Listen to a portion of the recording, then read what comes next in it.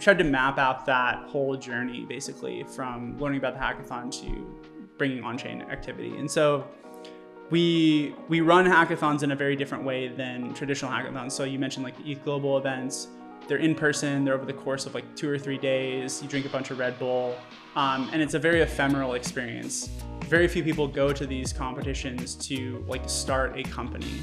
They go because they want to experiment with like, you know, the bounties that are available. So companies will come in and they put like, you know, we'll pay $10,000 for the best team who integrates with like Aave or Uniswap or whatever. But it's like, it's not like people coming in with their own creative ideas and like building what they want to build for the next 5 to 10 years. And so structurally, just like Solana hackathons are much more about that. It's much more about like startup creation and people bringing their own ideas. There's no.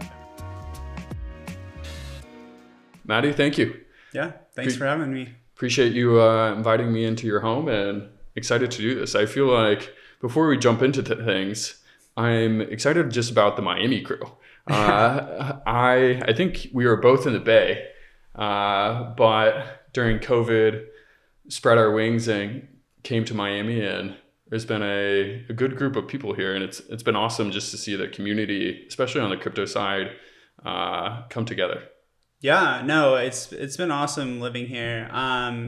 Honestly, I didn't move here to meet a bunch of crypto people. There was way more crypto people in the Bay Area, but it's been nice to see, you know, folks move out here. And yeah, I think, you know, as time goes on, more people will realize how cool Miami is. I've heard on Twitter that we're pushing Miami to be the Singapore of US. Are you on board?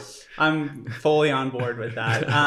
No, I think it will. I mean, it's just it's interesting to see how it's being developed and how like the governance works here versus like in California where I've lived a lot of my life. And so yeah, I mean, there's pros and cons, but I think, you know, Miami is definitely the Singapore of the US I'm with in the it. future. So I think it's just a cool city. I appreciate that people can disagree and still be friends. Yeah. Where I felt like in California it was a little bit harder. But anyways, yeah, I very much appreciate you coming on the podcast. Been looking forward to this.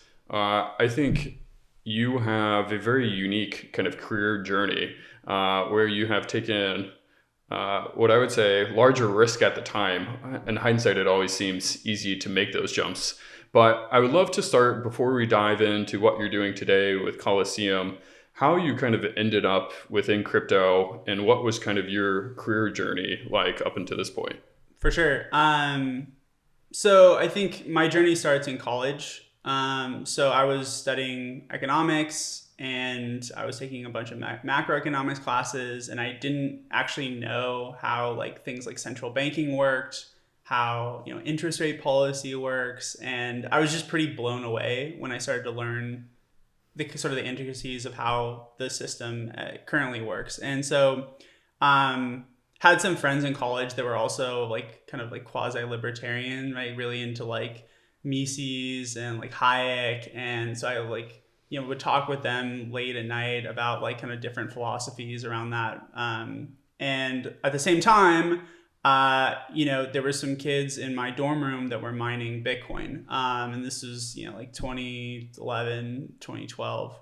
And I thought that was really interesting. And then I thought it was even more interesting when the, you know, the administration like basically came into the room and like shut it down because it was, you know, using so much power from the buildings. And so I just started talking to them about it. And honestly, like just as the more I learned about it and the philosophical backing of like why Bitcoin was created in the first place, like really just sent me down the rabbit hole, and I've really never got out since then. And so a lot of my experience early on was just with Bitcoin. And so I wrote my undergraduate thesis in college about Bitcoin. You and Olaf both. Yeah, in fact, like at the time when I was writing it, you know, you have to use like references of, you know, other academic work. But at the time, there was no other academic work about it. There was just Bitcoin talk forums. And so a lot of my references were in that. But Olaf was like one of the few academic papers that I could find that was written a couple of years before I did it. And so anyway, Yeah, and on the paper was actually about something that was interesting at the time. Have you heard of this mining pool called ghash.io? Mm. So one of the things that I thought was really interesting and a risk for Bitcoin was sort of like the centralization of mining at the time, where there was this mining pool called ghash.io, and it was getting close to about 50% of the total hash rate of the network. So there was this risk, is like, what if it goes over 50%? Yeah. Could the operators of the pool basically like Do a double spend. do something to mess up with the network? And so, but something interesting that happened was that as it was getting closer to 50%, people then kind of like elected to move to different pools in a very short order. And so it sort of decentralized the network in a sense again. And so I thought that phenomenon was really interesting and sort of like one of the moments of Bitcoin where I thought, wow, this is something that could persist long term, amongst other things that happened over time. But anyway, that's kind of my journey into crypto, was going, learning about Bitcoin in college, going to Bitcoin meetups. And then at the time I was,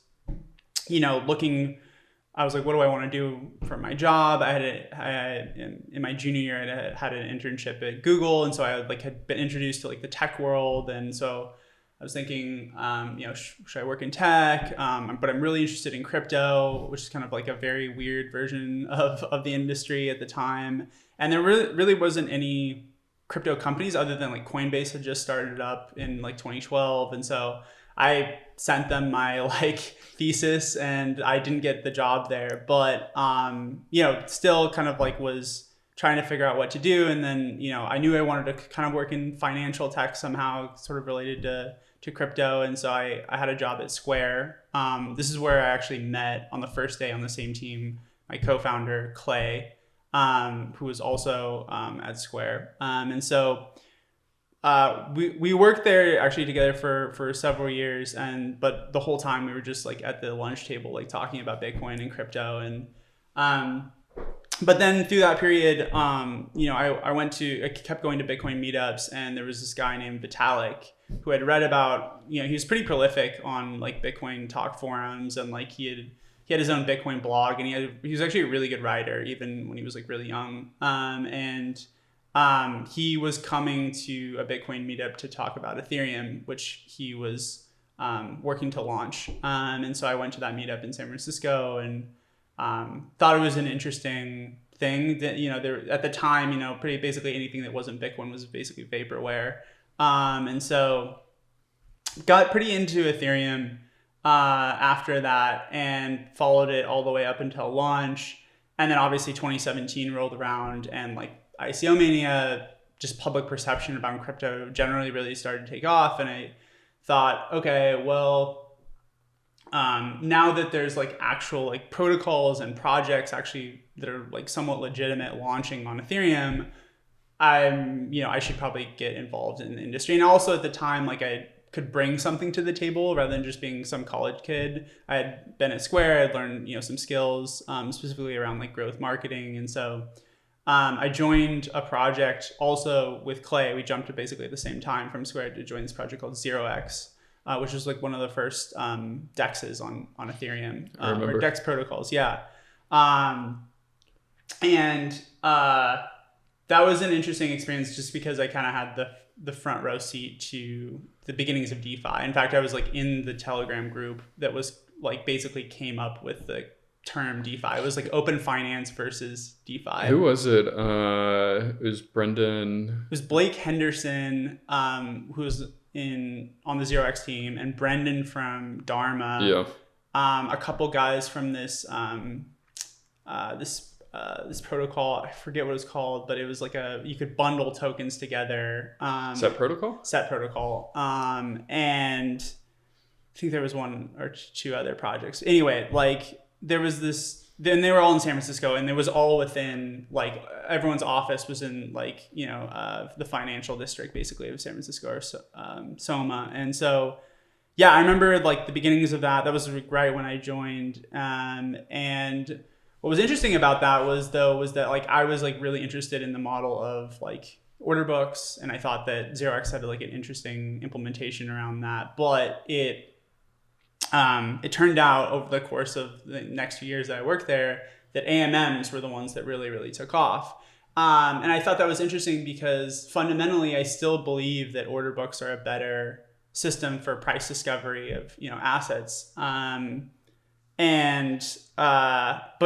nonetheless, like Uniswap was just blowing up, like just in terms of volume, and it's even today it has like one of the top DEX protocols. And so, what I noticed is that they sort of like Ethereum was not scaling to allow things like order books, right? And projects like Uniswap like basically evolved its protocol around sort of almost the deficiencies of how scalable Ethereum or EVM was at the time. And so I thought that was interesting, just strategically how they approached that, but also that it was becoming clear through, and then things like there was obviously talks around like side chains and like layer twos, and when was sharding going to come at the time. This was like in 2019-ish.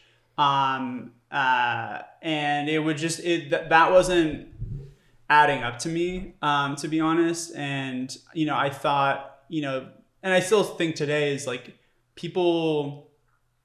founders don't really think in terms of like 10 years in terms of like technical roadmaps. They need to find like product market fit today, or yesterday in a lot of cases. And so I just thought like, maybe there's a different model here besides Ethereum. And so that kind of led into obviously like the DeFi summer. And then I got reached out to by Raj Gokul and some recruiters at Solana Labs. They had just kind of gone to mainnet.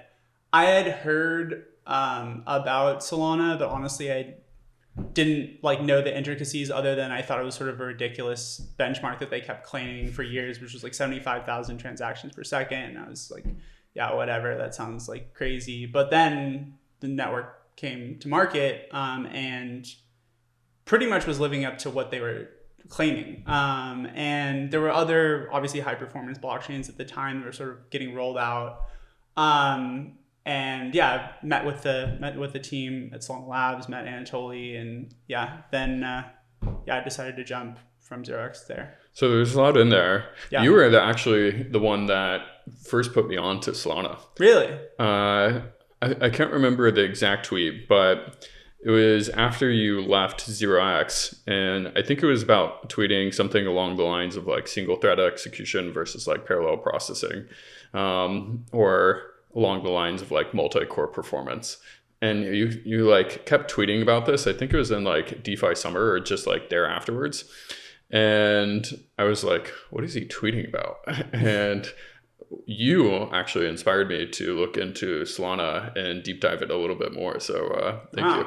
That's awesome. I mean, surprised I was even on your radar back then. I think I didn't have any followers. I knew. So like Brendan, I actually was able to connect with in San Francisco. I went to the Ethereum Hackathon in 2018 that was held in San Francisco. And I met Will, the founder of 0x, and a couple others, because I was also trying to figure out like this crypto thing was really cool. I thought Ethereum I didn't get in as early as you. And so I thought most of crypto was a Ponzi throughout 2017. And then when I really like started to dive in, I was like, okay, this is really cool. Kind of FOMO'd the top, but was very excited about it and kept with it through the bear market and got to meet similar people in the industry. But I think I was just a couple of years behind you and had to take a little bit more circuitous route. But I actually applied to Coinbase as well. Didn't get in, but I think maybe it served us well. Maybe. I don't know. A lot of interesting people were part of that like early kind of Coinbase team. So I don't know how things would have turned out, but obviously I think I'm happy how they turned out so far. But yeah, Coinbase has obviously been like a great, institution, I would say, in our industry. 100%, especially with all the other nefarious things that often get thrown our way. Yeah. So maybe if we could dive, before jumping into Colosseum and what you're doing today, can you just dive quickly, or as much depth as you would like, into kind of your role at Solana? What got you excited about that Solana particular ecosystem, outside of doing any of the other things that you could have potentially done Yeah. after 0x.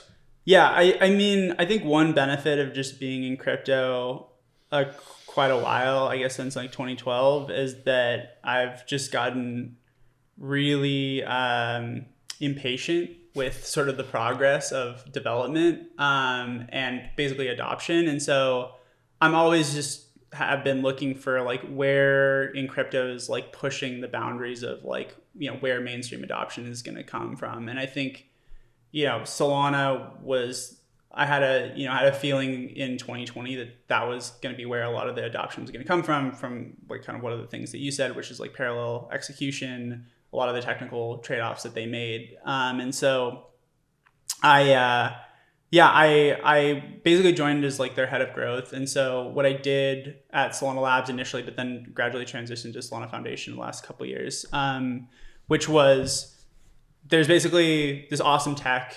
and we think it's 10x, 100x better than whatever was going on in the EVM or other next gen blockchains. And so there's some independent developers and validators that are like really interested in the protocol, and that was well before that I was there. But like, how do we get like core parts of the Solana ecosystem together? And then how do we honestly like scalably bring in a lot of like developers, but specifically like startup founders who are technical, that can build actually like products and applications on the network. And so a lot of the work early on that I did was sort of helping try to find some of the core parts of the ecosystem. So for instance, when I joined, there was just one wallet. It was not even run by like a full-time team. It was called Solid. And it was like functional, but like you needed like a really first class flagship wallet in order to like get all of the applications on the network long term. And so luckily I had been working with Chris, Francesco, and Brandon, who are the founders of Phantom. They worked with me at 0x, and they hate MetaMask because they had been engineers at 0x dealing with MetaMask all the time, and they just like couldn't stand it. So they were going to create a competitor, and they were trying to figure out, I think at the time when they talked to me about it, they were like trying to figure out what ecosystem to build it in, and so luckily like got them introduced to Raj and the team, and the rest is history there. And so like a lot of the early on stuff was just trying to find like, how do we just like non-scalably find the right people to build core parts of the infrastructure. But then this is kind of where the hackathons come from, and what we're doing with Colosseum long term here is like the online hackathons. So the story with that and kind of how I started that program was their wormhole was being developed. The thought was it's really hard to get developers to come into crypto. Generally, you have to convince them of all these ideological things. And so like, what are some systems that could connect like current ecosystems like Ethereum and bring, maybe developers from those ecosystems onto Solana? And so Wormhole was about to be released. And so we were like, let's run a hackathon or something to get people using this technology. So we called it the Wormhole Hackathon. We had everything set up. It was going to be run more like a traditional hackathon, except because it was in the middle of COVID or the beginnings of COVID, it was going to be online. And so we were just going to run it like a normal hackathon, and make it specifically about Wormhole, where the requirements would be like, oh, you have to use Wormhole to actually build your project. And so it never released though in time. And so we're like, well, let's just run an open-ended sort of like use whatever technology you want. And there was some worry about that at the time because, the chewing glass meme was not even a meme at that point. It was just like glass. It was just like,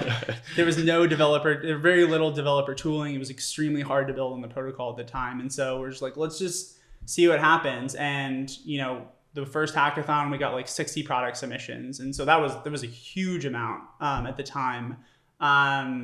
And we were just like, wow, this could be the way to like scalably sort of help stimulate developer activity in the ecosystem. And so over time, like we've just doubled and tripled down on that program. And ultimately, obviously with Colosseum, this is like my full-time thing now. And so, yeah, over time, like basically I did a lot of things at both the labs and foundation, but given that I think when we ran the numbers recently, about 80% of all VC-backed startups started in the online hackathons. It just became clear that this was like what was, being the most impactful for the ecosystem. And so, yeah, that's kind of what I was doing mostly for the last couple of years. It's a pretty amazing journey, because looking back now, to me, the thing that really held Solana together through both the ups and the downs were the hackathons. And to me, it's a very clear playbook that's tried and true, at least in my opinion, for other ecosystems to really emulate. And I feel like maybe I'm either not as plugged in or just not aware, but that magic that Solana has captured in those hackathons really hasn't been recreated. Yeah. I'm not sure why, but I think what Solana and you guys did at Foundation was really the core thing that built the community. And I think even in your early Ethereum days, when I went to East San Francisco in 2019, that I was like, okay, this is a real thing. We're all on Twitter or X, and it seems kind of real. We all shit post and dunk on each other and laugh, but being in person, it's different, even like these podcasts. And so I really think that was something special. And I think I'm glad that Colosseum is continuing to do something along that vein, because it really, I think, pushed the entire industry forward. Yeah. We could probably do a whole podcast around like what the difference is between when I say hackathon versus traditional hackathons, and like what we've done differently. And so do you want to dig into that? I don't think I've ever dug into it. Like maybe, yeah, if you want to. So, well, first of all, before I even jump into like, what we've done strategically with hackathons, is that like, there's only one Solana.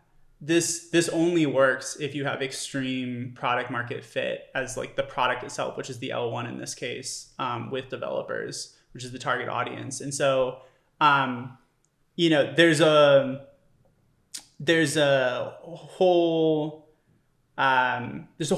bunch of people basically in Silicon Valley who are called growth hackers, or there's other terms for it. There's growth teams, and it's sort of separate from like traditional marketing organizations at big tech companies. And these teams actually have established a bunch of tactics about how to find basically these channels or programs that contribute most of the growth of these organizations. And it's a process of like iteration and experimentation with different channels. But it turns out that about there's a power law distribution of channels that work way better than others. And so one framework of thinking about what we've done with the hackathons is trying to find like what is the sort of Pareto distribution, the power law distribution channel that is attributing most of the activity, or at least acquiring the most basically developers and specifically startup founders. And so we've sort of modeled the hackathon to be that funnel, because when you think about trying to market a blockchain, the first thing you need is like data to measure if you're doing anything correctly with your marketing channels. But an L1 blockchain is just an open source GitHub repo. So how do you like know who signs up for your account, how much time they spend, et cetera, et cetera? You need like some, I don't want to say layer of friction, but some way of figuring out where people came from, getting their information to know like what they've done, and then ultimately like what they're doing on the protocol. And so like actually the hackathon is sort of set up to be that sort of funnel where we can track people, where they come from, their information once they signed in, how did they convert to actually build like a 6-week hackathon project, and then ultimately did they go on later to raise like venture funding, and bring on-chain usage basically. And so we've tried to map out that whole journey basically from learning about the hackathon to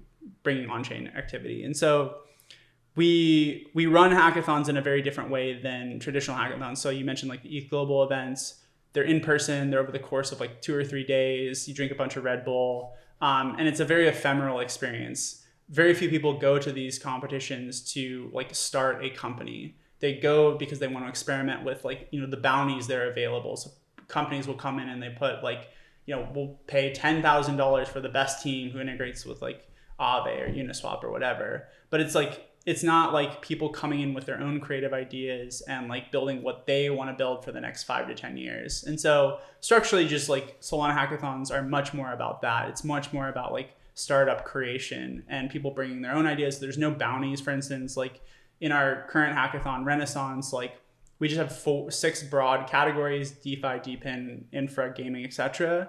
And then we say to teams who want to contribute, like specific sponsors, like to like have specific things built. We just say, hey, it's not really part of the official prize tracks. You can throw up a side prize, we'll promote it, but it's not really what we're specifically focused on here. And so, yeah, just overall, and also like we don't need to get into the details because this is a little bit private, but like the marketing channels that we use to attract people into the hackathon is also very different than I think what others have done. And so this is actually a very old idea that is kind of we're trying to bring back, where there's been like startup competitions in the past. So like the original like Nobel Prizes were kind of around this. Yeah. Napoleon had this thing called the Volta Prize. This is where like Alexander Graham Bell won his prize for the first telephone and like built Bell Labs coming out of this competition.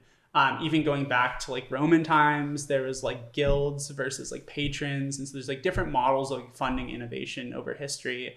And right now it's more the patronage model where you have like a VC fund and they like have specific things that they want to see build, or like people come to them and they fund that specific thing, versus like opening just a global competition and like bring whatever you think is interesting to build. We'll hold this global competition and then like help support and fund teams that way. So it's just like a different model.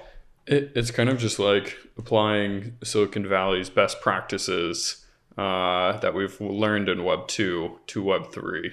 Yep. And it's, I think because of maybe the anarchist or like anti-government, like initial like crypto community that kind of got created with Bitcoin. And I think in some part with Ethereum too, really looking to like Big Brother Bitcoin, some of these maybe best practices were neglected a little bit. Yeah, I think that's possible. Also, it's just like, I don't know, I think crypto has appealed to people that are a little bit more technical at their heart. There's not that actually many like growth marketers in crypto even today. Yeah. Partly because like the product market fit is not great, and you need product market fit to even utilize the services of someone like a growth marketer. Agreed. They're not going to find product market fit for you. So I think that's one. You mean if you give tokens to everybody, yeah, it doesn't work? Doesn't work. They have to be retained without the incentives. So I think that's the biggest thing is like, but I think that'll change over time as more products now. I think, we're going, thanks to Solana and other high throughput blockchains, I think we're going from more of like the infrastructure stage to the application stage, which I know you've talked about and others have too. And so I think as these applications start to grow and get product market fit, I think that's where a lot of these people are going to come into the industry. Yeah, I fully align there. I think what I'm excited about, and I think both were a unique point in time because Solana particularly has really been battle tested, not only the community side, but the technical side. And I think many of the challenges kind of on the community aspect got really tested, I would say post FTX. And I think it took the community a little bit of time to find its footing, but it's definitely found its footing now. And then on the technical side, continuing to iterate on kind of the stress tests of the network. And now we are going into more application focused developers being able to not focus on just infrastructure because of the limitations of infrastructure. And I think that's where I'm really excited about. Just at this point in time where we are in history in 2024, we're finally, in my opinion, getting blockchain applications that can potentially scale to mass adoption. Yes. So maybe shifting a little bit, appreciate all the background context. Yeah. Tell us why Colosseum and why specifically Solana? Yeah. I think so. The second question, why Solana? Again, like it just goes back to like I fundamentally believe that Solana is kind of the technology that is going to help us push crypto into the global mainstream adoption. And so I think, that's where I want to spend my time. That's where I've been spending my time the last 4 years. And so nothing really around that thesis has changed. In fact, it's strengthened. And so I think in terms of like why Colosseum, well, I think one thing that we've learned from running these hackathons is that there's sort of like two problems. While they've been successful, there's still an opportunity basically pre-hackathon to help with startup formation. So with Colosseum, we've actually built this product that allows people to like find their co-founders. So there's like this co-founder matching platform on colosseum.org, and then also a place to like discuss product ideas. So there's this sort of like pre-startup flow that needs to happen in the ecosystem where people are finding potential co-founders, they're discussing ideas even before they're like going on their engineering sprint, which is the hackathon. And so there was an opportunity to build out that product. So we did that. Also a product to just like run the hackathons the way that we wanted to. And so like this platform also allows us, unlike kind of off the shelf solutions, to run it in the way that we do. Because again, as I was saying before, we run it very differently than a traditional hackathon. And then one thing that we've seen with hackathons is that there's all these like this pool of talent from around the world. They want to start startups. But then it takes them a while to convince like seed or pre-seed level investors to invest in them. Especially now, you need to at least get to mainnet. You probably need some users. There needs to be some amount of work besides just like a 5 to 6 week hackathon project. And so we felt that we had enough data on who these builders were based on their interactions with us in previous hackathons. In the hackathon itself, we could see how well they work together, sprint on a particular product idea, that we felt comfortable that we could support them right after a hackathon, or at least the top 10 to 15 best teams coming out of each hackathon. And so we've spun up this accelerator to basically choose out of the pool of winners 10 to 15 teams, like I said, that will get venture funding from our venture fund that we've raised, and help them basically onboard into the Solana ecosystem, and then ultimately like raise pre-seed and seed funding. Yeah, that's amazing. I think it's kind of reminds me a little bit of Y Combinator, with like helping early stage companies, giving them funding, getting them connected to other VCs in the ecosystem, and really creating that pipeline. And especially if Solana, I think, is going to do what we believe it will, then directionally, I think it's a very advantageous model to build at this point in time, with the ecosystem becoming slightly more robust. Yeah, I think, we've heard some comparisons to YC a lot since we launched. I think one of our theses is that one, there will only be one YC ever. It's kind of in a league of its own, and it's doing its own thing. We want to take kind of a different path, forge our own kind of direction. But one thesis we have is that, let's say Y Combinator, instead of just running this sort of college style written application where they sort of evaluate teams based on that and then do this interview, what if they accepted teams and then watched them build through the first 6 weeks of the Y Combinator program? We feel that they would make very, very different decisions on who to support based on how actually, like in a time box, a competitive real life environment, how well these teams are executing on a product vision. And so that's what we're doing basically with the hackathon, where we're sort of like front loading that. That is the application.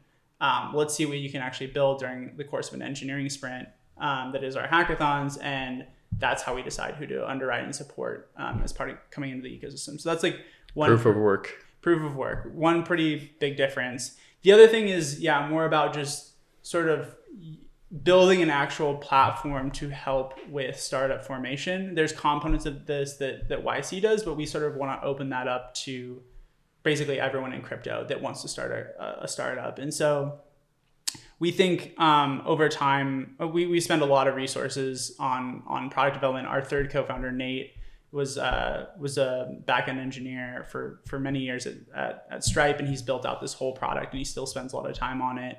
And so we think that will evolve over time to help with startup formation in crypto. And so like, I think this is another thing that is not necessarily bad. Like, I think it's good that like VCs have different strategies on attracting people and funding people. We just think that there's this third or fourth strategy where instead of hiring like an army of associates or creating a bunch of content or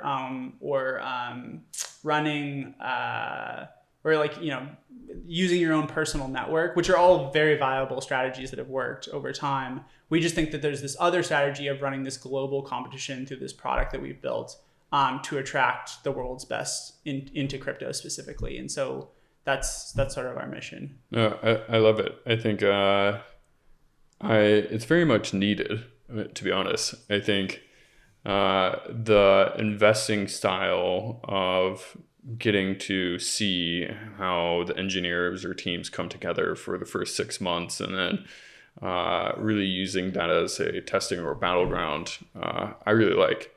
I think it's everybody has their kind of own investing style and different ways to attract different people, but I think this in large part will be very beneficial to the entire community because you guys are creating that top of the funnel really for globally and giving teams enough funding to really go and further iterate on their MVP, possibly get to mainnet, or if they're already on mainnet, refine their product, build that pipeline of other VCs, other networking, other founders in the ecosystem that have really forged that path.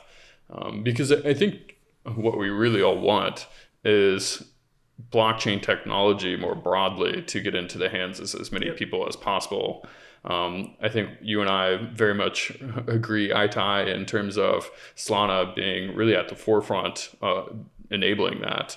And now that infrastructure and groundwork has been laid out, really doubling down on the application engineers that will get this technology into as many people's hands, because I think some of the early products that we have now seen are really cool, particularly within Depend, Helium, Hive Mapper, again, order books, Phoenix.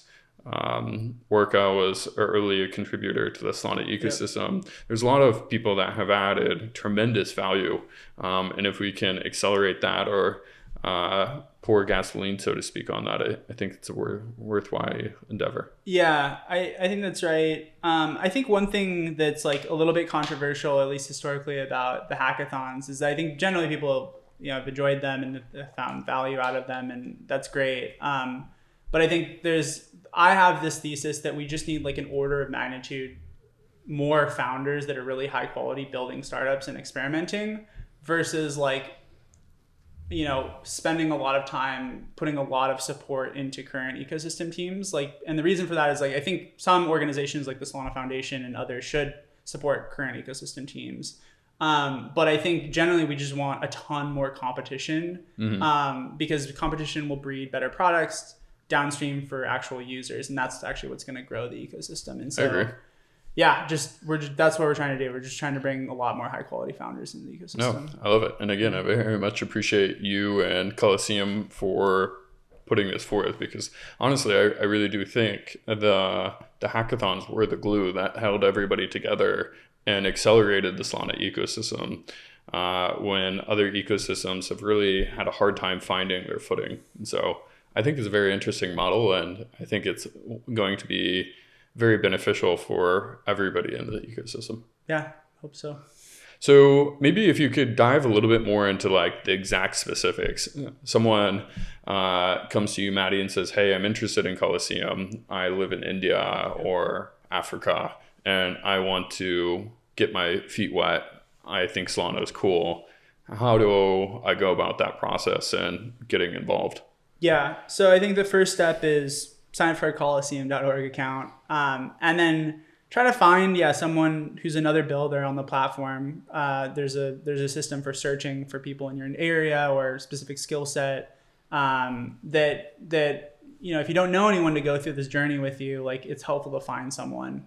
And so try to find at least one person to join a hackathon with. And initially, like ultimately, like you probably won't be a winner in that hackathon. It'll just be sort of a learning experience. What a lot of people use traditional hackathons for is experiment with the technology. And so that would be my first recommendation, is just sort of like participate, find your people, try to find a cool idea to work on. And then that's when you sort of look back and you say, okay, like, one, do I want to be a founder? A lot of people don't want to be a founder. Or on the flip side, they want to be a founder but don't know how hard it is. Yeah, or don't know. It's really, really rough. It's a rough life. And so a lot of people who join the hackathons just decide like, oh, I want to work for an ecosystem company. And so we have this pipeline of people going, to apply for jobs, which is also great. But the people who want to actually start a company, this is the time to really like start thinking about what products are like important to you that would solve problems for you, and how to use crypto to solve that. And that's when you sort of go through, like, I think Balaji came up with this phrase of the idea maze, of just trying to experiment with different technologies, find, get initial customer feedback, see what people want, how it relates to what you want. And then that's when you start entering the next hackathon, apply, try to find a full-time co-founder, see if you win. If it doesn't happen, no problem. Just keep going at it. And so that's what we see a lot with like a lot of the best teams, actually, is that they participate in multiple hackathons. I think the classic example of this is like Tensor. I think they entered 3 different hackathons with 3 different products, all kind of within the NFT space, but still very different before they landed on what most people know of Tensor today. And this has happened over and over and over and over again, that we've seen. And so I think that's just one thing that also I think all VCs and people generally want to see before they give folks money and commit to them, is that have you kind of gone through the process of like committing to this, project or this technology, and have you been building, and have you been just like trying for an extended period of time? So like endurance is really important. And so that's something we definitely look for and what we recommend. Yeah. That it's kind of like, can you suffer or get knocked down and get back up? Yeah. I mean, yeah. I'm sure you can also relate to this. Starting a fund and getting off the ground is no easy feat, and I would very much consider us founders as well. Yeah, no, for sure. I mean, I think for us, we started raising our fund around when Solana hit $8, and so yeah, it's been a wild ride. But I think, yeah, also props to you guys of being like, one of the few funds that have like stuck with Solana through the whole thing. There was probably less than 5. Yeah, probably less than 5 funds. And actually there's probably a lot of funds claiming that they did, but yes, actually there definitely are now. Yeah. But yeah, you guys truly did. And so, yeah, I think, thanks for you guys for sticking with the whole thing. And yeah, all the builders to stick through the whole thing. I mean, that's been really tough. I mean, you say like, the hackathons have glued it together, but honestly, like, I think like the existing ecosystem projects were a lot of the ones who held it together and just like fought through this bear market, and obviously are coming out on the other side much stronger, but it was not easy for a while. No, I mean, maybe for being in crypto as long as you've seen the ups and downs of the industry. What do you kind of see? What would your advice be to founders when you get knocked down? It's not if, but when. How do you kind of stomach the ups and downs? Because personally, the lows are low and the highs are high, and kind of keeping an even keel. And this is something even I'm trying to do better at as well, because the downs can be hard and the highs can be high, and just making sure that you're even keel as much as possible. I mean, it's really hard, and probably, I think it starts with, at least from the founder perspective, like start with an idea that you truly are passionate and care about. I think one thing that you will see a lot in crypto is like people trying to choose other people's ideas, or not other people's ideas, but just ideas that they think sound good or that have a big TAM, or, think have a narrative that they can raise money around. We see a lot of AI dependent, modular, like whatever you want to throw out there is the kind of the phrase of the day. But, that's like choosing something like a problem that really affects you, that you're passionate about, that you find, 100 other people to be your first customers, that they're passionate about in the same way that you are, is really kind of the core of like how you're going to stick, through the tough times. Also finding co-founders and people that are there to support you through both the highs. Like right now, I think one of the worries also is just like people are losing focus because like meme coins are running, and there's insane market activity around the Bitcoin ETF. And I think, just having a partner or a set of partners that, can ground you both during the bad times and the good times is really important. But for me, even for me, I haven't even been a founder. I guess I'm kind of technically one right now, but just going through the volatility of crypto has been quite difficult. And I think, just an analogy of like when I've talked to people in TradFi, they've gone through these market cycles, and maybe they go through like a couple throughout the course of their entire life. And it's a great learning experience for them, but it's over the entire lifetime versus like in crypto, it's just like back to back to back every 4 years, every 3 years. It's just, which is good because maybe it's like, teaching all of us something about the nature of financial markets and the nature of, the industry that we work in. But on the other hand, like, you really have to be willing to suffer some pain. But I guess that's anything with life. You have to go through some growing pains. Yeah. No, I think personally, I didn't realize how hard it was until you kind of come through the darkness and then start to see the light at the end of the tunnel. Which makes it more sweet. Yeah. It is hard. And so, I would echo all those statements. Is there anything in particular, though, now that kind of Solana ecosystem is emerging from the ashes, so to speak, is there any particular projects that you're just personally excited about, whether pre-existing or just new ideas that you would love to see contribute to the ecosystem? Yeah, there's a ton of interesting things in crypto right now. I think some things that I'm particularly interested in are more around, and why we run the hackathons is like, where's the sort of true, in the Peter Thiel sense, 0 to 1 innovation. And I think one interesting project, we've actually issued a proposal out to invest in them, is called the MetaDAO, which is sort of, there's a lot of abstract ways to talk about, the solving human coordination problems. And I think we got lost to that in crypto quite a bit. But the tactical problem is DAO governance doesn't really work. The one vote, per token thing doesn't seem to work. It's sort of decentralization theater as far as I can tell so far. But, there's a lot of promise with DAOs long term. And so like, what is a better governance mechanism? And so there's this concept known as futarchy that was developed by this economist named Robin Hanson. And no one's really put it into practice. And that's like what's amazing about crypto. And I'm surprised there's just like not a ton of economists and academics around the world trying to put their theories into practice. But this is one that this anonymous person or group called Meta Profit has sort of kickstarted, and it's attracted a lot of really interesting developers in the ecosystem to build out these markets where instead of voting on a particular proposal, you bet on it. You basically create these markets where there's basically an outcome. So the classic example is like, should a company fire a CEO? And then basically the stock gets split into two. One is fire CEO stock. People bet on that. And then there's like keep CEO stock. People bet on that. And whichever has the higher price over a predetermined period of time is the direction that they go.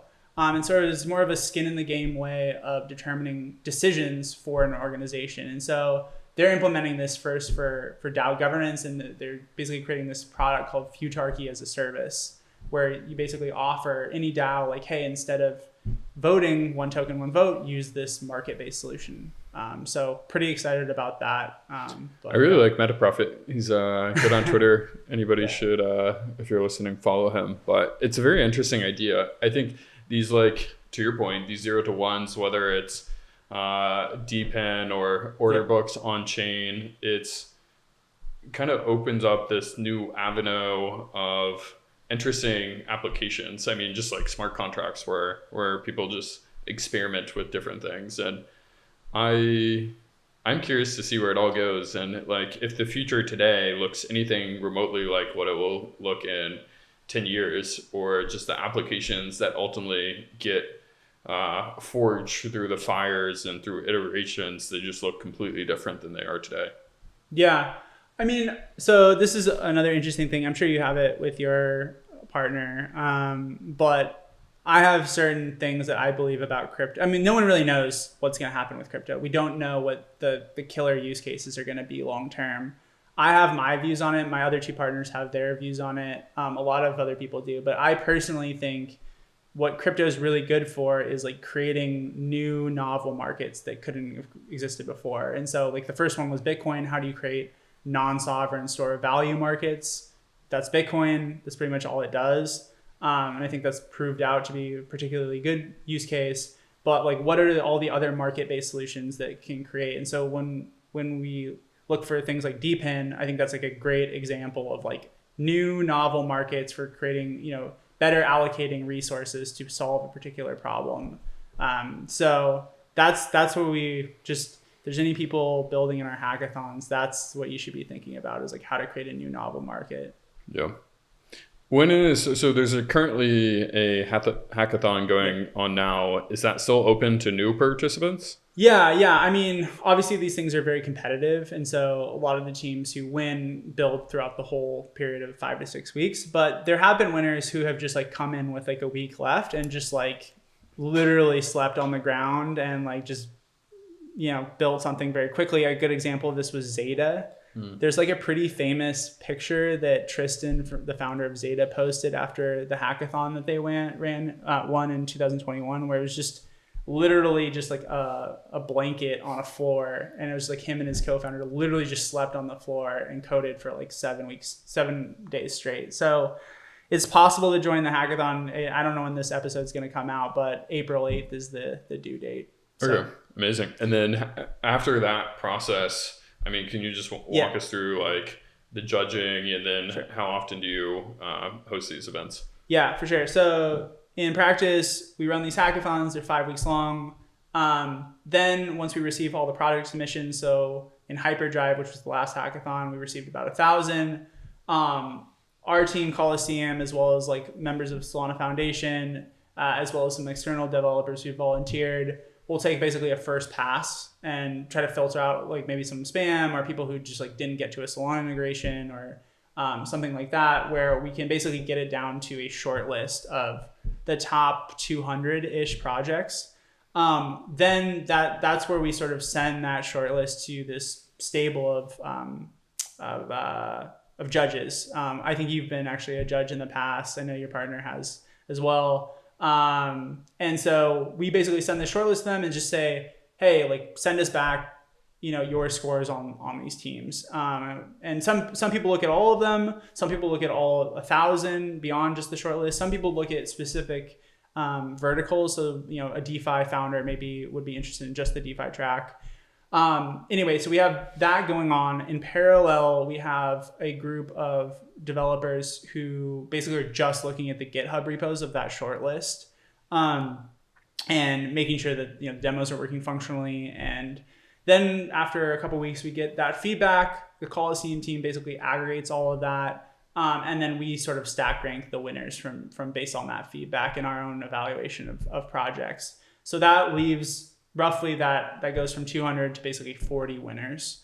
From those 40 winners, that's your only way to get into Colosseum, the accelerator, and get investment. So of those 40 winners, we will basically consider each one of them. We will interview each one of them, and then choose roughly, I think for this first hackathon, about 10 teams to actually end up accepting into the accelerator and making an investment.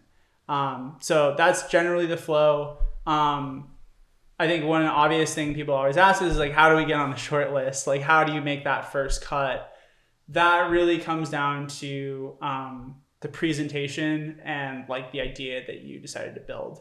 I think one difference between our hackathon and traditional ones is that it's not about how much work you've done, how much code you've written. Obviously, you need to do some amount. You need to have some sort of working demo. You need to have a Solana integration, but it's really about like the quality of the idea that you've pursued. Like, can this become long-term a viable project that you work on full-time? If it doesn't make that cut, it's going to be very difficult to make the cut to win an award.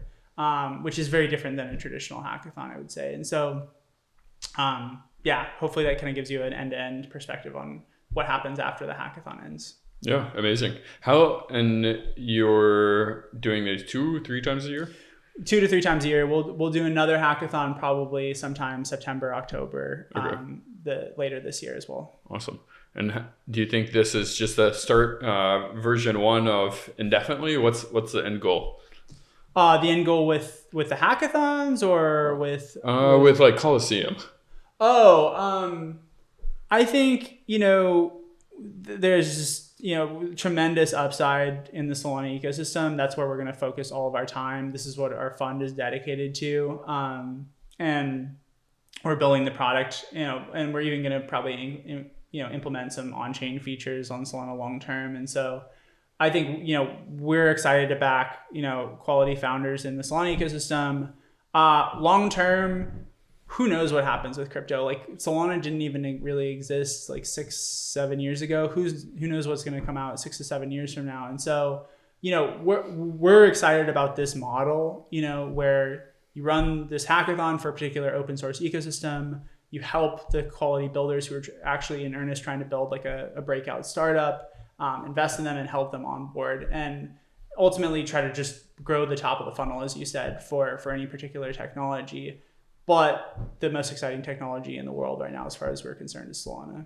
I love it. Yeah. Anything that you feel like we miss, or we should like make sure that we go a little bit more in depth in? I'd be curious to know, like, just get your opinion on, like, we follow other ecosystems pretty closely. When we started Colosseum, we're thinking, like, should we do this like massive cross-chain competition? We ended up deciding that wasn't the right choice, but I'm curious from your perspective. You talked to many technical founders from a lot of these different ecosystems, some more nascent than others. To put you on the spot, who are you excited about besides, obviously you're bullish on Solana? I mean, to me, the properties that I think enable Solana to be unique are the parallel processing and the high throughput. So like having bigger blocks and being able to really, I would say one of the unique benefits was integrating them all together. There's all this talk about the modularity versus the integrated approach. I think to me, the magic of blockchain was always like that shared state.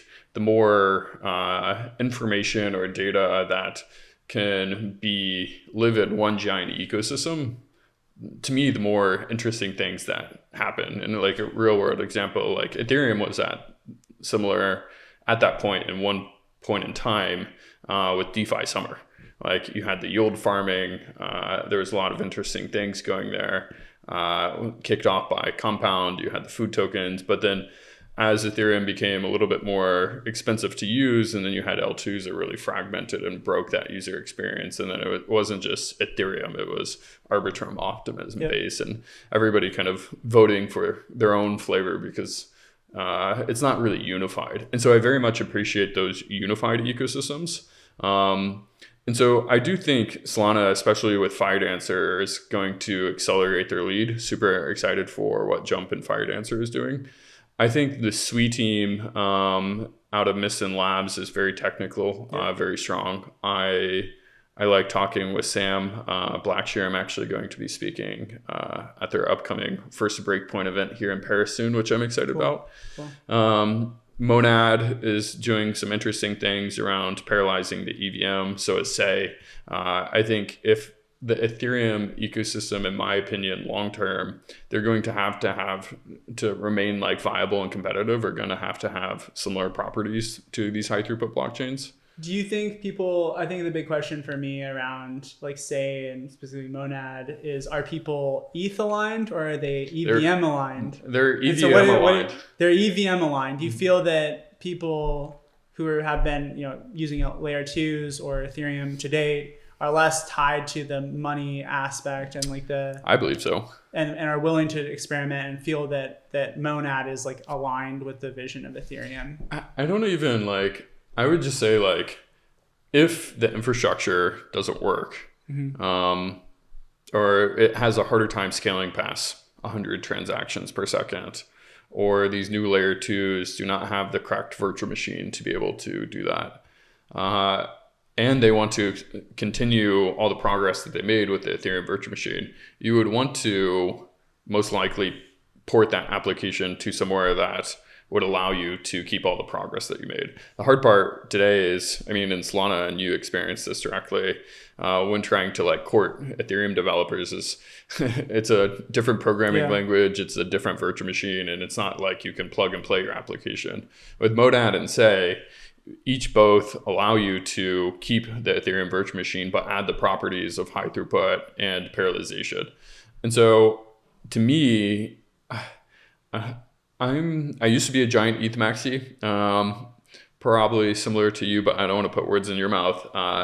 And the more that I've learned, I've come to appreciate the product side more, that the technology is serving the users. It's not the user serving the technology. And I think, in my opinion, Ethereum kind of got a little bit lost in the sauce. And now the users are really serving the technology instead of vice versa. And I appreciate these new high throughput blockchains, Solana included, that it's really trying to make products that actually make our lives better instead of the other way around. Yeah.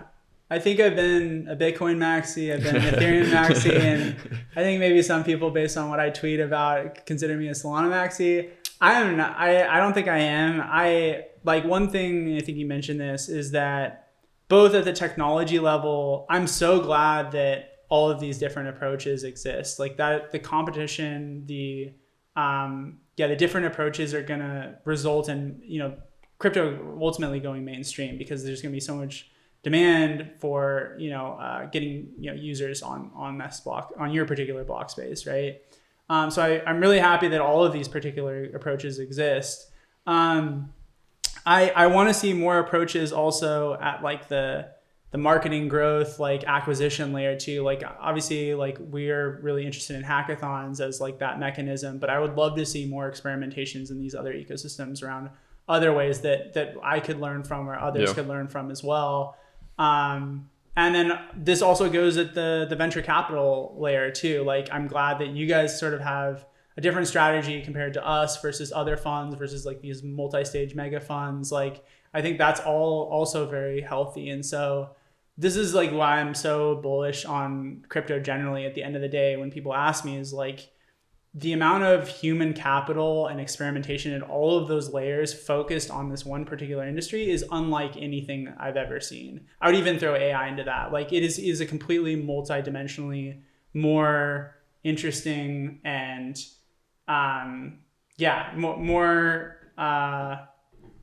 just a more interesting multi-dimensional like industry, I think, to work in. So iron sharpens iron, and I think now we're getting to the point where there's new people coming in. I think we had kind of the Bitcoin maxis that gave birth to Ethereum and Ethereum's experimentation, and now we have the high throughput blockchains. And I think you have to keep crossing that chasm.